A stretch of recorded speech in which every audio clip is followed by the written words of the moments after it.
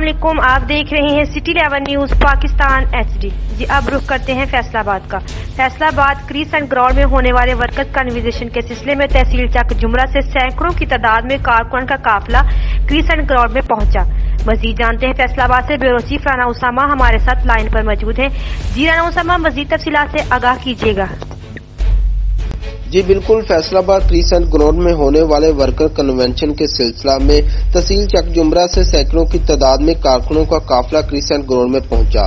तफसीलात के मुताबिक साबिक MPA व जिली जनरल सेक्रेटरी आजाद अली तबस्सुम की क़यादत में काफिला रवां हुआ, जिसमें मुस्लिम लीग नून में शमूलियत करने वाले अताउल्लाह बाजवा और वाजिद बाजवा भी मौजूद हैं। इनके हमरा काफिला सैकड़ों गाड़ियों में सैकड़ों लोगों का काफिला डेरे से होते हुए चक जुमरा फैसलाबाद शाही रोड से होते हुए मिल्लत रोड की तरफ पहुंचे, जहां पर तनौला से साबिक चेयरमैन असगर गोगा ने इनका भरपूर इस्तकबाल किया और रैली में शामिल होते हुए क्रीस एंड ग्राउंड पहुंचे।